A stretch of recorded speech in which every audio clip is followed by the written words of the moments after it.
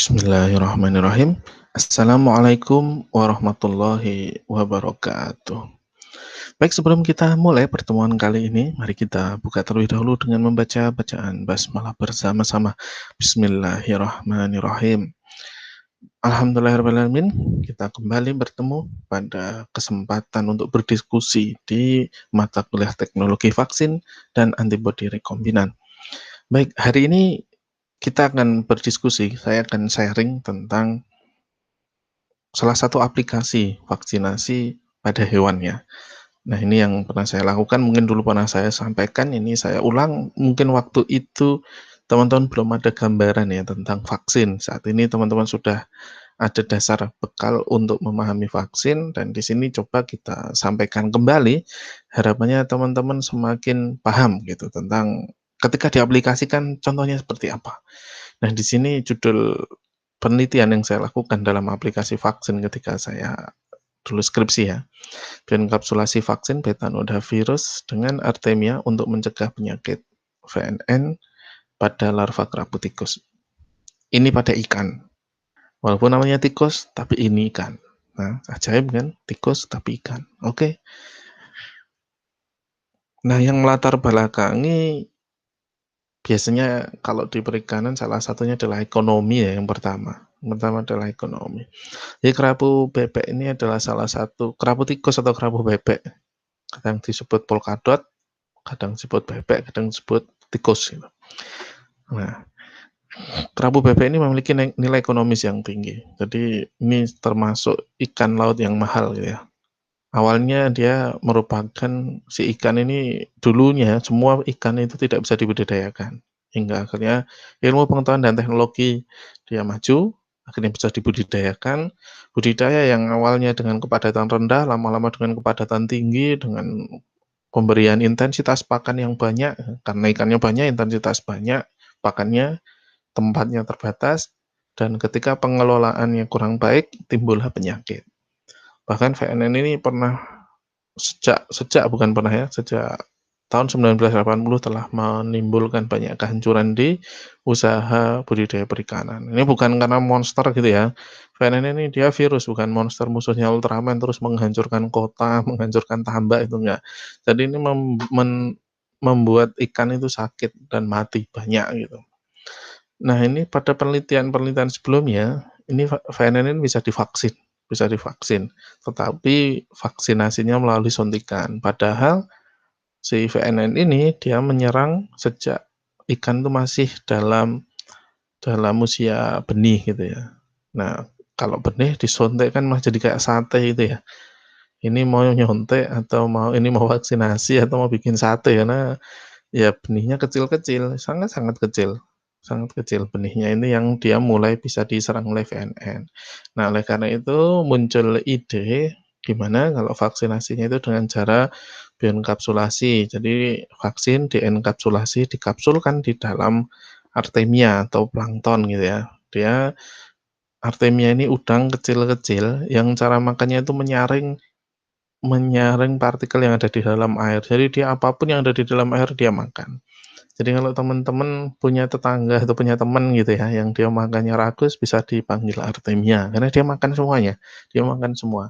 Termasuk tadi idenya nanti artemia dipelihara di dalam air yang steril gitu, nggak ada air laut steril gitu, jadi ditambahi vaksin, harapannya si artemia menyaring, memakan atau memasukkan semua vaksin itu yang ada di air itu ke dalam tubuhnya. Baru artemia ini dikasihkan ke ikan. Tujuannya jelas di sini, apa untuk mengetahui artemia ini bisa tidak digunakan sebagai media pembawa vaksin, karena ini benih ya, benih itu makannya adalah hewan-hewan kecil seperti udang-udangan kecil, plankton, seperti itu. Lalu nanti dicoba kan tadi kita memasukkan vaksin ke dalam media pertumbuhannya artemia ya. Nah, apakah waktunya nanti kombinasi waktu yang tepat nanti berapa gitu? Kombinasi waktu dan dosis vaksin yang dimasukkan itu berapa. Lalu setelah itu artemia yang sudah diberi pakan, dalam tanda kutip diberi pakan vaksin tadi, itu diberikan kepada ikan. Apakah nanti si ikan ini ada pengaruhnya? vaksin tadi ada pengaruhnya ke ikan ini apabila diinfeksi dengan virusnya. Metode penelitiannya ini untuk pendahuluan ya. Pendahuluannya adalah mencari kombinasi waktu dan dosis vaksin. Jadi kombinasi waktu itu berapa lama si artemia bisa menyerap vaksin secara optimal yang ada di air gitu ya. Lalu dosis itu berapa banyak dosis yang bisa kita berikan yang optimal dalam media pertumbuhan artemia. Alatnya jelas untuk memelihara artemia. Yang kedua adalah alat untuk bioenkapsulasi, yaitu memberi pakan si artemia dengan vaksin tadi. Lalu untuk pengamatan artemia kita menggunakan mikroskop. Lalu kita ELISA untuk mengetahui jumlah vaksin yang sudah diserap. Kita menggunakan ELISA. Lalu bahannya jelas artemia, air laut, vaksinnya, lalu bahan-bahan untuk ELISA. Nah ini adalah artemianya ya. Jadi dia ini bisa dibeli dalam bentuk telur kecil-kecil kayak pasir gitu. Jadi artemia ini unik ya. Ini kalau yang banyak dijual itu simang gitu ya. Jadi monyet laut itu. Itu katanya dia adalah modifikasi dari artemia ini. Jadi ini bisa dibeli dalam bentuk telur di toko-toko akuarium itu biasanya ada. Jadi saya juga belinya di toko akuarium. Dia tinggal dimasukkan ke dalam air laut lalu diaerasi. Jadi memang artemia ini ketika dia dalam kondisi ekstrim, salinitas ekstrim misal, dia bisa membentuk kista gitu. Nah, kistanya itu ketika nanti menemukan, jadi kista ini bisa bertahan bahkan dia di kering ya, di keadaan kering, tidak di dalam air gitu. Nanti kalau kita masukkan ke air laut, kita aerasi, kita beli pelupuk-pelupuk gitu ya, kita beri udara gitu airnya, itu dia bisa menetas. Nah, ini fase penetasannya ya. Ini sebelum 18 jam seperti ini, setelah 18 jam itu seperti ini. Nah, ini tujuannya apa pengamatan ini? Untuk mengamati nih bagian saluran pencernaannya ini. Jadi kita harus tahu saluran pencernaannya ini kira-kira dia terbentuk secara sempurna kapan. Karena kalau masih dalam kayak yang gambar ini nanti nggak maksimal untuk penyerapan vaksinnya.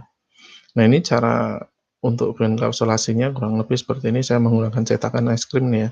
Aerasi itu ini ya, kita dikasih udara ke dalam air. Jadi ini isinya air laut steril, hawa steril. Kita di dalamnya sudah ada artemia,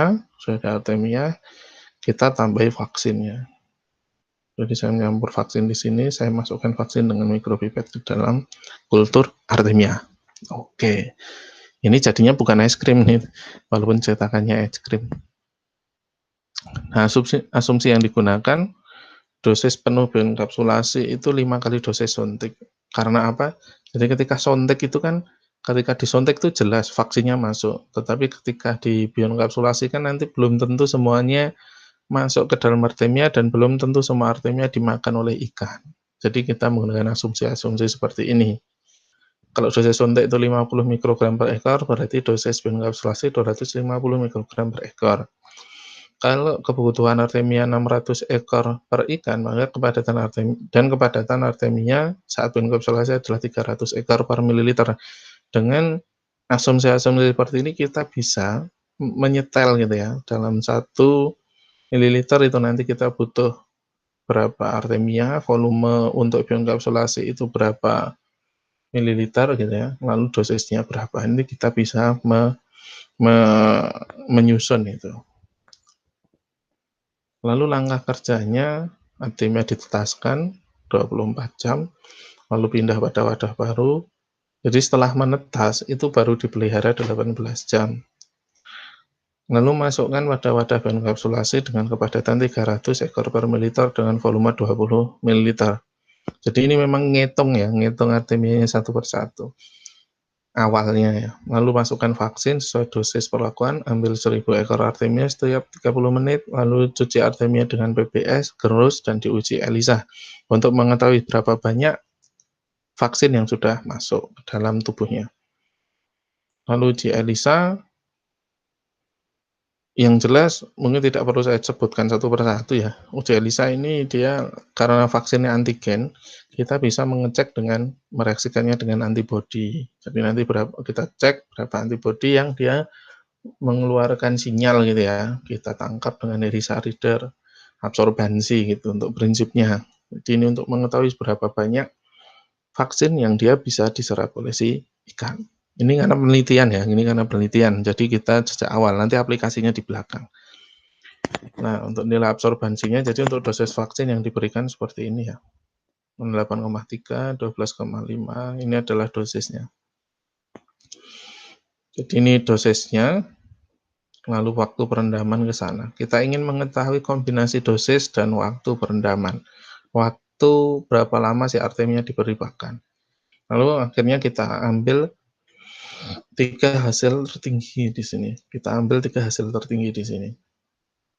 Jadi dari sekian banyak perlakuan ini yang paling tinggi adalah 3 ini, dan kita ambil ya yang 3 ini. Jadi kita nanti menggunakan 3 dosis ini dan waktunya adalah 90 menit. Nanti kita bandingkan. Nah, reinfeksi ini yang kemarin mungkin pernah saya sampaikan di seminar proposal ya, dan yang ketika saya sharing ini adalah salah satu waktu skripsi yang paling lama. Jadi untuk mendapatkan sampel waktu itu. Nah, ini target dari si virus itu adalah mata dan otak. Kita mendapatkan ikan yang sudah yang terinfeksi oleh VNN ini, kita ambil mata dan otaknya, digerus, sentrifuge. Ini memang ekstra kasar ya. Kecepatan lalu sentrifugenya ini beberapa kali. Kita ambil nanti supernatannya nanti diinjeksi secara intramuskular. Nah, kenapa kita injeksi? Reinfeksi ini adalah untuk mengganaskan ya, agar si virus itu kembali ganas, karena ini kan ikannya sudah lama disimpan. Jadi si virus perlu diganaskan lagi, perlu diaktifkan gitu. Nah, ini tidak menggunakan benih yang kecil, tidak menggunakan larva gitu ya. Ini menggunakan benih yang agak besar, ini yang 10 cm benihnya. 8 sampai 10 meter. 10 cm ini disuntik punggungnya, di otot intramuskular untuk mengganaskan. Lalu menentukan lethal dose atau dosis yang mematikan. Ini caranya menggunakan bioenkapsulasi juga. Jadi si virus itu diberikan kepada artemia agar diserap oleh artemia. Kepadatan ikannya 10 ekor per liter, 24 jam, dipindah ke wadah baru pengamatan 7 hari. Jadi virus dikasihkan ke artemia nanti dimasukkan ke wadah untuk pemeliharaan ikan gitu ya, dengan kepadatannya 10 ekor per liter. Setelah 24 jam dipindah ke wadah baru ikannya. Lalu pengamatan selama 7 hari. Jadi dosisnya yang diberikan 120 gram organ target, mata dan otak tadi untuk 20 benih. Ini kematiannya hingga 70%. Nah, ini uji utamanya. Jadi kalau tadi mencari kombinasi waktu dan dosis, kalau di sini adalah memberikan vaksin dengan yang diberikan ke artemia dengan waktu kombinasi 3 kombinasi waktu dan dosis tadi kepada ikan. Jadi alat yang diperlukan adalah untuk memelihara ikan, untuk bioenkapsulasi, kula itu kualitas air, ini untuk kontrol ya, kontrol kualitas airnya. Bahannya jelas larvanya, artemianya, vaksin VNN, dan virusnya, karena kita ingin ngecek efektif enggak. Nah, jadwal vaksinasi, nah ini yang mulai ke lebih aplikatif lagi. Jadi ini umurnya ya, ikannya ini umurnya 40 hari, ini 47 hari, hari ke-47, hari ke-54, hari ke-61, dan hari ke-76. Nah, kita lihat di sini, D40 dia diberi vaksin. Ini ya, di sini dia diberi vaksin. Ini kita biarkan 7 hari, setelah 7 hari kita beri vaksin lagi di sini. Setelah 7 hari kita beri vaksin lagi. Nah, ini yang saya sampaikan kemarin ketika teman-teman diberikan soal matematika gitu lah ya. Pertama ketika diberi soal mungkin dari 10 benarnya 2. Setelah tahu cara setelah dibahas bareng-bareng, tahu caranya, diberikan soal lagi yang benar 8. lalu dibahas lagi yang salah tadi, akhirnya diberikan yang ketiga kalinya, teman-teman benar semua. Ini vaksin juga seperti itu. Yang pertama mungkin produksi antibodinya belum banyak, yang kedua udah agak banyak, yang ketiga dia semakin banyak gitu ya. Akhirnya setelah D61 dia diinfeksi nih, dia diinfeksi. Dia diinfeksi, terus di D76 dipanen ikannya, kita amati di PCR. Jadi ada pengamatan PCR untuk ikan yang mati dan pengamatan secara klinis. Ikannya itu berapa yang mati dan gejalanya seperti apa. Ditantangnya ini diberikan ke ikan ya. Jadi virus yang dibienkapsulasi tadi diberikan kepada ikan. Ikannya dipindah dulu ke tempat yang lebih kecil agar kalau misal ikannya lapar gitu ya, ikannya lapar lalu di tempat yang lebih kecil banyak makanan itu lebih cepat dapatnya ya daripada ketika dia di dalam akuarium yang cukup besar. Jadi ikannya ditaruh di tempat yang lebih kecil, lalu selama 24 jam dibiarkan di situ biar makan artemianya dulu yang ada virusnya, baru nanti dipindah ke akuarium. Nah, ini akuarium untuk memelihara ikannya, wadah kecilnya ada di sana ya. Nah, ini ikannya kan cuma 1 senti seperti ini dan bentuknya belum ikan. Ini proses bioenkapsulasinya dan ini reinfeksi ya. Ikannya ini yang 8 sampai 10 senti ini disuntik dengan virus. Karena ini virusnya virus ikan jadi lebih aman, saya nggak pakai APD. Kalau saya pakai APD nanti saya jadinya ikan. Kalau ini yang nyuntik ikan paling ikannya pakai APD. Oke. Nah, ini ikan yang dia terinfeksi virus memang biasanya lebih pucat ini ya. Kalau yang ini dia ikan yang sehat, warnanya dia jelas gitu. Lalu setelah diinfeksi, jadi untuk pengganasan virus pakai ikan yang besar tadi. Itu dia berbaring TP-TP gini. Jadi karena dia menyerang saraf, keseimbangannya jadi terganggu. Ini juga kalau yang ini dia di permukaan air, kalau ini tenggelam ya. Yang ini di dasar air tapi bubuk nih ikannya. Nah, ini di badan air dia berenang nih. Kalau yang ini dia di badan air berenang miring dia. Gaya apa ya? Kalau berenang gayanya miring tuh nggak ada ya. Adanya kayak dada, kayak kupu-kupu, ini kayak tong setan ini ya, miring gitu, muter-muter. Nah, ini uji tantangnya di sebelah sini. Jadi ini sudah ada artemia yang dikasih virus, ikannya dimasukkan ke dalam sini. Ikannya dimasukkan dalam sini. Setelah 24 jam, ikannya dikembalikan ke akuarium. Nah, nanti dipelihara 15 hari, nah macam-macam, ada yang jungkir balik seperti ini, kayang nih, atau nanti ada yang sikap lilin juga nanti. Nah, ini ada yang dia renangnya itu nggak beraturan ya, ada yang dibolak-balik atau muter-muter, muter-muternya itu seperti double helix DNA itu ya arahnya, renangnya. Jadi muter-muter tidak jelas, karena memang ini yang diserang adalah saraf, makanya organ yang diambil tadi mata dan otak. Ini sebenarnya video, ini video. Jadi kemarin saya sampaikan karena saya PCR nggak keluar-keluar, akhirnya saya buktikan dengan video kalau memang ikan ini terinfeksi. Ini kalau mau videonya nanti bisa saya share ini ya. Untuk tambahan pengetahuan aja, oh ikan itu bisa terserang virus. Tahunya kita kan ikan ya dimakan, digoreng, disanten dan dibakar gitu. Ini juga saya video untuk ikan yang terinfeksi dan tidak terinfeksi. Ini membuktikan ikannya nanti ini video juga sebenarnya, memakan artemia gitu ya. Nah, ini ikan yang kita jadikan objek vaksinasi dan diinfeksi dengan virus.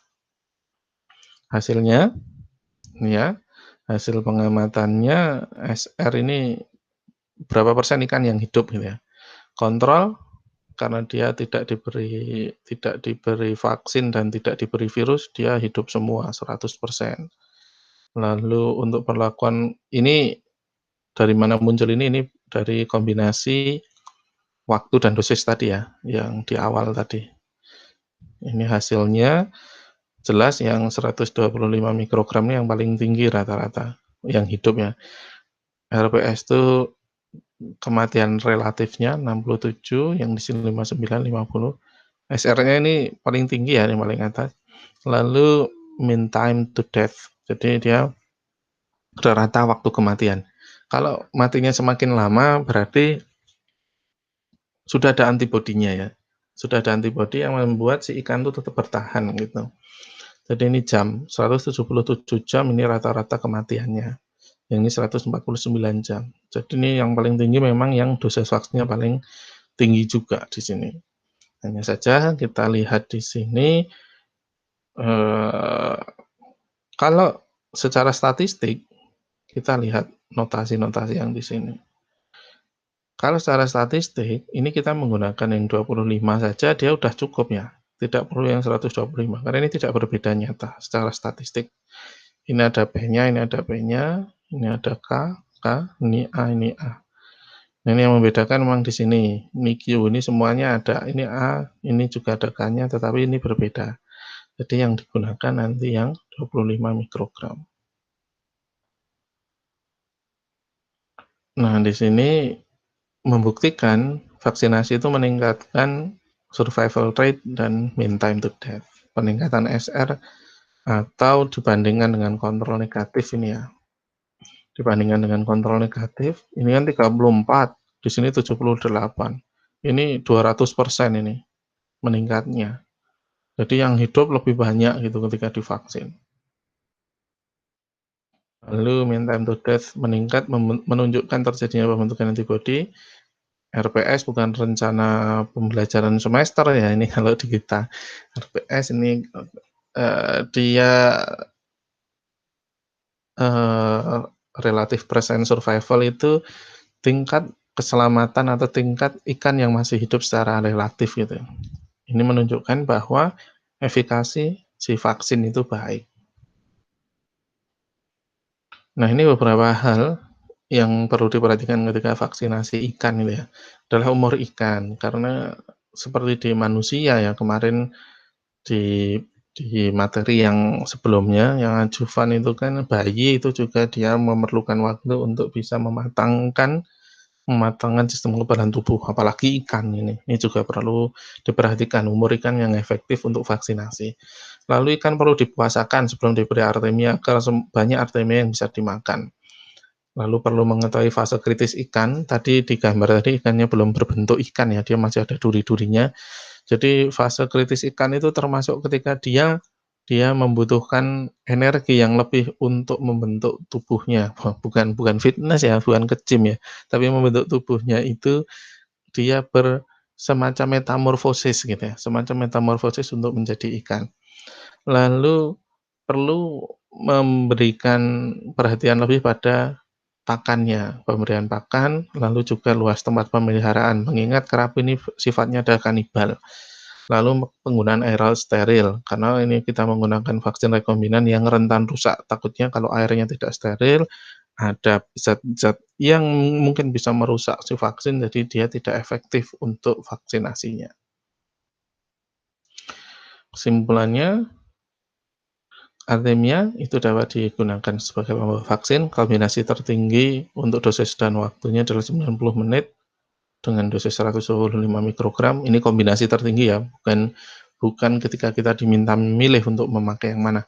Lalu vaksin bioenkapsulasi efektif meningkatkan laju sintasan atau tingkat keselamatan dari si ikan. Oke, sarannya ke depan menggunakan penggunaan air laut steril dalam vaksinasi, lalu umur ikan itu paling tidak lebih dari 40 hari agar keluar dari fase kritis, lalu pakan intensif dan tempat pemeliharaan yang lebih luas, pemberian pakan yang lebih intensif ya, lalu penelitian perkembangan larva dan umur vaksinasi. Jadi vaksinasinya dengan perlakuan umur ikan ya, jadi diberikan vaksin untuk ikan yang umurnya berbeda-beda, ini nanti yang paling efektif, yang mana itu juga perlu dilakukan.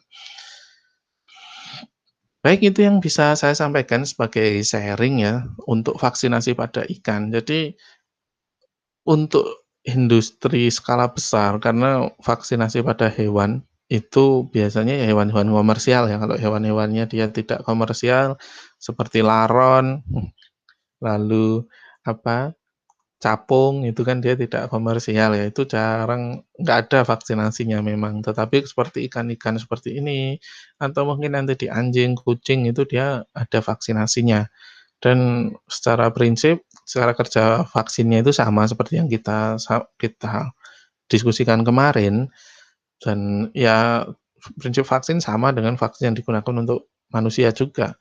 Tetapi untuk aplikasinya secara teknis bisa berbeda-beda, contohnya di ikan ini, dia dimasukkan ke artemia, baru diberikan ke ikan. Beberapa hal yang menjadi perhatian adalah dari segi metode dan tadi ada waktu ya, kenapa dia disontek berkali-kali. Manusia pun sama, ada yang dia 3 bulan kemudian disontek lagi, 3 bulan kemudian disontek lagi, tadi booster, untuk meningkatkan produksi dari si antibodi, untuk mematangkan si sel B memorinya. Jadi seperti itu yang bisa saya sampaikan. Mari kita tutup pertemuan kali ini dengan membaca bacaan hamdalah bersama-sama. Alhamdulillahirabbil alamin. Demikian yang dapat saya sampaikan pada kesempatan kali ini. Apabila ada salah kata, saya mohon maaf. Saya cukupkan. Wassalamualaikum warahmatullahi wabarakatuh.